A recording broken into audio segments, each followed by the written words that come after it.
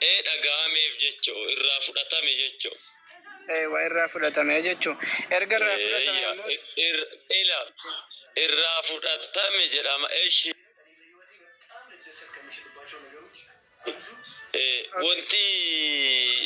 Wanti amma irraa fudhatame jedha. Wanti inni maqaa dhaatee kadhate kana naa godhi jedhee kadhatee dubbatee asirratti. Wanni inni kadhate naa godhi jedhee kadhate jedha yeroo kan ulee kana. Du'a ooluudha ka. Sai karak. Amma iddoo kanatti. Iddoo kanatti. Ayyee. Macaafni qulqulluuni. Tokko nabiyootatu barreesse. Hafuura qulqulluun irraa dhagayanii.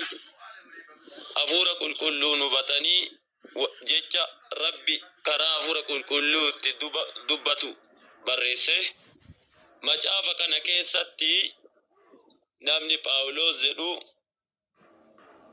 akkaataa hafuura Waaqayyootiin geggeeffamee waa'ee kana Yesuus Kiristoos isa du'a isa oolchuu danda'u akka kadhate barreesse malee kutaa kanatti Yesuus Kiristoos du'a na oolchi jedhee kadhatee waan kadhaan dhagahameefii miti.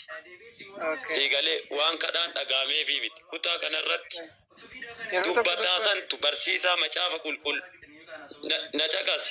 Barsiisaa macaafa qulqulluu santu maal jedhaara? Yesuus isa du'a isa oolchuu danda'u sana kadhatee kadhanni isaa siin dhagahameefidha. Garuu barreessaan macaafa kanaa yookiin barsiisaan macaafa kanaa isa du'a isa oolchuu danda'u jedhe malee du'a oolcheen jedhu hin dhagaheef jedha malee maaltu akka dhagahameef kutaa kanatti wanti ibsame hin jiru jechuun Muhammad. Amma walumaa galatti naa ibsitee obboleessa kiyya akka wasin jedhu galatoomi naa ibsite sirriitti naa ibsite baarakallahu fiika. Takka nama Yesuus biyya lafaa kana irra yeroo jiraachaa turetti sagalee guddaadhaan imimmaaniin kadhataa fi waammata gara du'a isa oolchuu danda'utti in dhiyeesse jedhe. Oolchuu danda'utti dhiyeesse sababii inni ulfina Waaqayyoof gad of deebisee isatti of kennateefis kadhannaa isaan dhaga'ameefi jedhe. Wanni inni kadhate suni du'a ooluu miti jechaa jirta miti. Waa'ee amma ilaalaal kutaa kan akka dubbataa ruhennu mo'e amma ila suutaa walii gal ila nama hotu na caqas mo'e ila amma ulee kanatti nama hotu be waa'ee Yesuus yoyi dubbataara walii galaa jirra. Fakkeenyaaf Ibroota barreessaa jedhamu qaama ta'e haqiiqaan isaa wal'aanaa waan goonu Phaawulos hin ta'e nama biraa ta'e nagaraa dabaran boona macaafa nan beekan sirriitti galluure ilaalaal waa walii galuu qabnu keessa macaafa qulqulluullee qur'aanallee yoo dubbifnu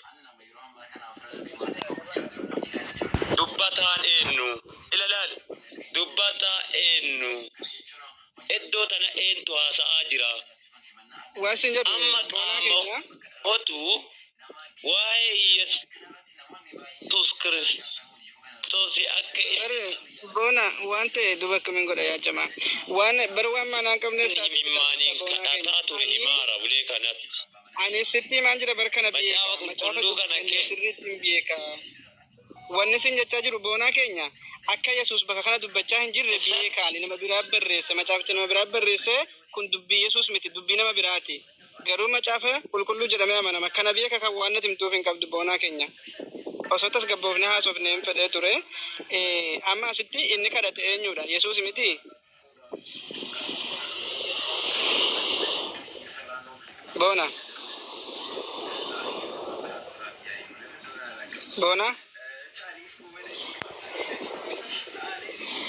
boona yoo dubbachaa jiraatte hin jiru sagaleen kee hin jiru obboleessa kiyya jira ustaas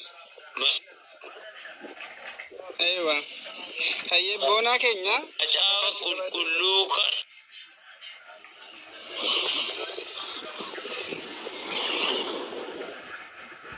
Bonan shabakan ke wanni jechaa jira kukkutaa jira sagaleen kee hedduun bira ga'uun jiru. Na Aywa. Kan kadhate Yesuus. Yesuus Kan kadhate bara ta'e Aywa. Dalal Bara guyyaa ta'e Okay. foyi Maan godha? immaani akka waaqa isaa kadhataa ture abbaa isaa kadhataa ture Obboleessa kiyya. dubbataa jira akka Gaafu. Guyyaan ta'e akkasii miti maaf guyyaan ta'e wayimii gaafuma fannisamuuf ka'e ragaan sii baasa. Kadhannaan isaa kuni du'a ooluu akka ta'e tokko jedha. Ammoo kan kadhate kuni gaafuma fannifamuuf ka'e san akka ta'e taabtaa godha. Boonaa keenya kadhaan inni kadhate Waaqayyo akka abbaa ta'e siin kenna. Ammoo kadhaan inni kadhate suni du'a ooluu akka ta'e ragaa siin kenna. Ammoo sa'aatiin inni itti kadhate suni sa'aatima fannifamuuf ka'e sa'aatima ajjeefamuuf ka'e sanitti akka ta'e kanas ragaa siin kenna.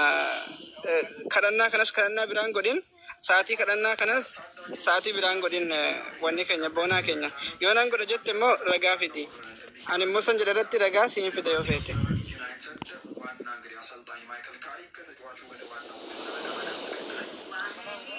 Macaafni wal qabsiisee haasawaa jira barii hajamaa. Kaybiroota boqonnaa shan lakkoofsa torba jiru kana eessaa wal qabsiisaa? Kan Maatiyos keessa boqonnaa 26 lakkoofsa 36 irraa hamma 46 jiru. Maarkos boqonnaa 14 32 irraa hamma 42 jiru. Luuqaas boqonnaa 22 lakkoofsa 39 irraa hamma 46 jiru. Kanaan wal qabsiisee haasawaa jira la. Kun hundi waan wal laallatu jechuudha. Kan Ibroota irraa kunii fi kan Luuqaas fa'aa keessaa kuni wal laallata. Mee fakkeenyaaf kan Luuqaas keessaa kanarra rukutee sina agarsiisu. Hayyee kan Luuqaas keessaa kun maal jedha? Boqonnaa 22 lakkoofsa 39 irraa hamma 46. Yesuus mandaricha keessaa ba'ee akkuma amala isaa gara gaara ejersaa dhaqe. Barattoonni isaas isaa wajjin dhaqan. Iddoo sana yommuu ga'e qoramatti akka hin galleef kadhadhaa isaaniin jedhe. Inni hamma darbannaa dhagaa tokko isaanitti fagaatee jilbeenfatees kadhachaa ture. Yaa Abbaa